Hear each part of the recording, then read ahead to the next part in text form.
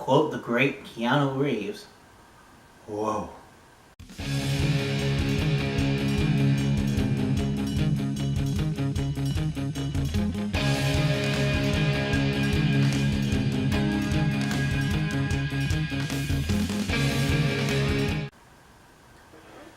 Greetings, geeks and geekerellas. It is me. I am back for another Supergirl. Oh boy, this episode. But I want to do like Philly D and just dive right into it. So that's what I'm gonna do. But before I do, spoiler warnings. If you guys hadn't seen it, go watch it, then come back and tell me what you think. Comments down below, because I really like this. Alright, so you've been warned. Spoilers. So basically this episode is flashbacks to what Lex has been doing this whole entire season. And we find out he's been responsible for everything. But before we do, we get a fight with Supergirl and Lex, where we find out that Lex now has powers. Which means Jimmy has powers now. That'll be interesting. But before we can delve into any of that, we do flashbacks. Back to, like I said, reveal that Lex was behind everything this season. He found Red Daughter, he gave them to the Kasnians, and then he helped raise her, because the only word that she knew was Alex. Aww. But Lex, apparently also, going back, poisoned the judge and the jury in his trial. And also has been secretly skipping out of jail. Like the wardens under his payroll deal with Red Daughter and stuff. And we actually do get to see Lex spending time with Red Daughter. And it's kind of a little bit cute, because that's just how good Lex is. That he's drawing even the audience into this weird sense of liking him. John Cryer is amazing as Lex. As we're doing these flashbacks, we find out, like I said, that he was behind things. We find out that he was behind. He sent Eve to go work from Catco to L-Corp, serve as Lena's assistant to help her.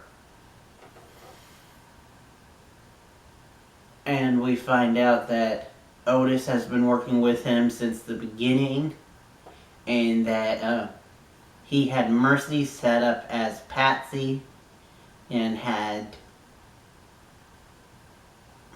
that he set up Ben Lockwood as a Patsy, Agent Liberty, and he was just like the mastermind behind everything.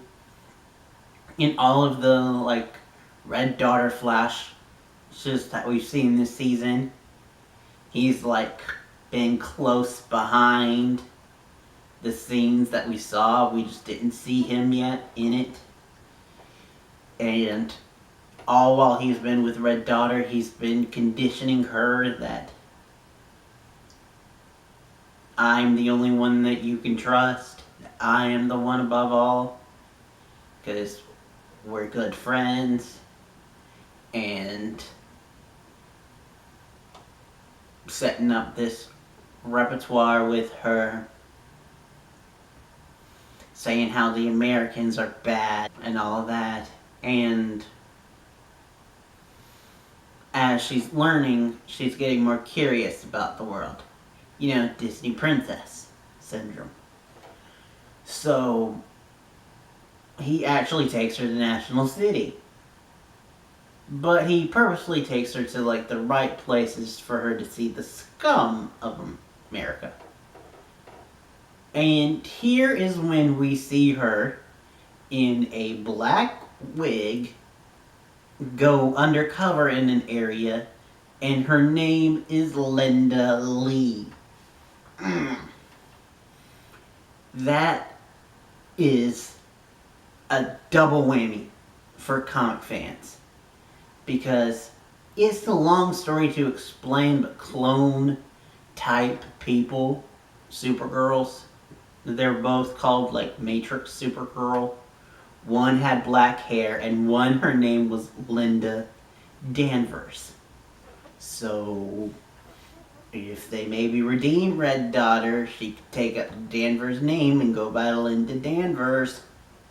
Because I got a feeling that we're getting to the point where we're going to redeem Red Daughter. But before we do, though,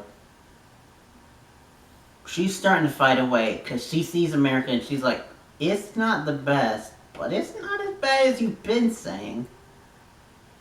And Eve even sees her go undercover to try to, like, talk with Lena. And we also saw her go undercover with Alex. And apparently this was during the time of the crossover, because she was supposed to be in Smallville. We see Lex is noticing her rebellion and her starting to see the light. So he's like, okay, let's curve things. Because she had been bonding with this child. So he's like, killed the child, blame the Americans. But apparently Otis can't kill a kid, because Otis says they killed the kid, but then fakes it and lets the kid go and tells the kid if he ever sees a bald man again to fake being dead. Which I feel like that's going to come back into play later on. Red Daughter actually like wanted to get revenge, so she took out an American like ship and like killed everyone except for 2 people that Lex killed in the Lex power suit. Oh my god, we got to see that this episode and it was so cool. But he takes out the last 2 and they talk, and it seems like he's given up on her, but she goes back to the Caucasians anyway, because that's all she knows. And it's here that she gets sick, like we saw before. Like where she had the nosebleed and all that. And this is when he decides to give himself cancer. He uses this radiation machine that they had been using to test on Red Daughter.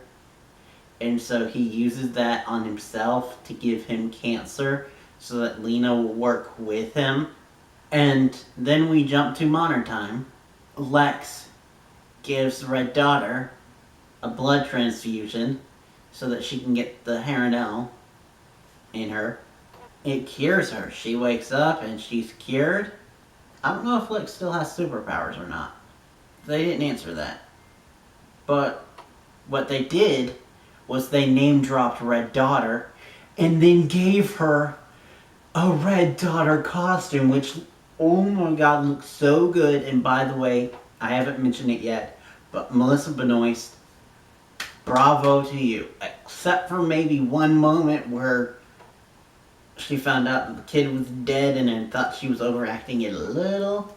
Seeing her as Red Daughter was really good and really pressed her acting skills. Especially in the scene that I love where Lex takes her to Kara's apartment and they talk about like how she's got this castle that she lives like a princess. It's pretty funny because Red Daughter has Disney Princess Syndrome. But also it was fun to see because they finally in universe joked about the fact that Kara has this huge apartment on just a journalist's salary. But yeah, so anyway, back to modern time. She gets the Red Daughter suit and we see her flying in the Red Daughter suit. And that's how the episode ends. Oh, also we find out that when Lex said take care of Lena, he meant literally take care of her. Not take care. Eve takes her back to her her office, and puts a letter in front of her while she's unconscious and goes, apparently according to the trailer, on the run. Which will be interesting because next time the episode is named All About Eve. So we will get to see Eve and maybe get some origins on her and why she is the way that she is. And maybe there's room for redemption because I really liked her.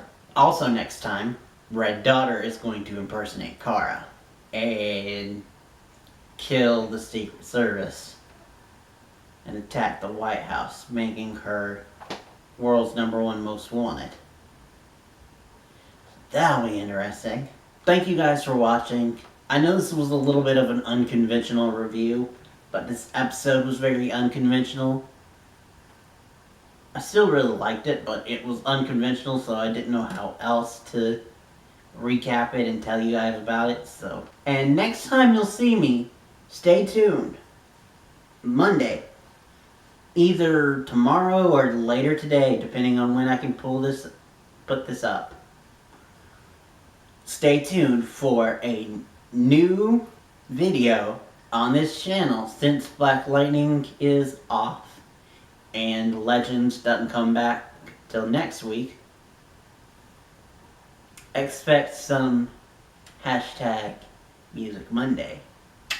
That's it for now. Again, thank you guys for watching. Till next time and beyond. Dos vidania, comrade.